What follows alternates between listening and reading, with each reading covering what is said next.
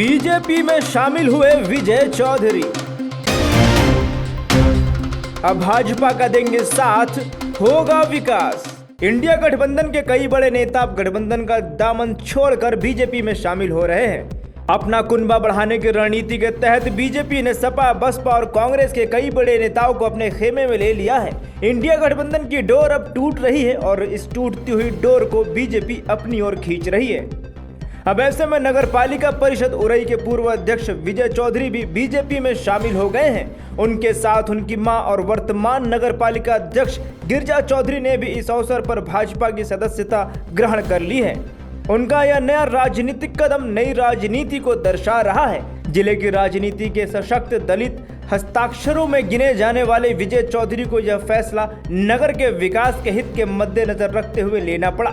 इस फैसले को उनके समर्थक भी खूब सराह रहे हैं। इसलिए विजय चौधरी ने इस फैसले से किसी की सहानुभूति नहीं खोई है। उनके साथ साथ दूसरी पार्टियों के जिले के और कद्दावर नेताओं की भी भाजपा में शामिल होने की चर्चाएं चल रही हैं। इस दौरान उप मुख्यमंत्री केशव प्रसाद मौर्य और ब्रजेश पाठक के साथ भाजपा प्रदेश अध्यक्ष भूपेंद्र सिंह भी मौजूद रहे।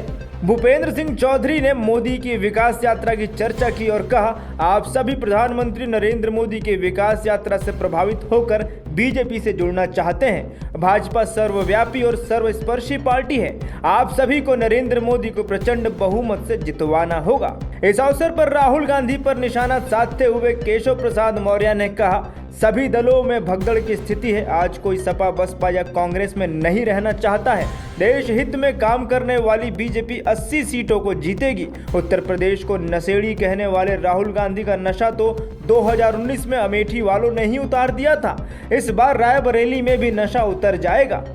वहीं ब्रजेश पाठक ने कहा, बीजेपी का कारवां तेजी से आगे बढ़ रहा है। बीजेपी के लिए जाति का मतलब गरीब, किसान, महिला और युवा है। अगले 100 दिन में आपको हर मिनट कमल को जिताने के लिए काम करना होगा। अब देखना ये होगा कि ये दूसरी पार्टी के चेहरे बीजेपी के खेमे में कितने वोट्स लाते हैं और बीजेपी की 80 सीटों पर जीत के पीछे किसका हाथ होगा। Bureau report, my Bharat. देश का सबसे बड़ा राज्य उत्तर प्रदेश,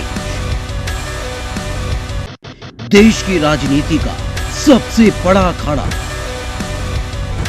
माय भारत बनेगा आम जनता की आवाज। अब होगी हर खबर की जमीनी पड़ताल। जुड़े रहिए सिर्फ माय भारत के साथ।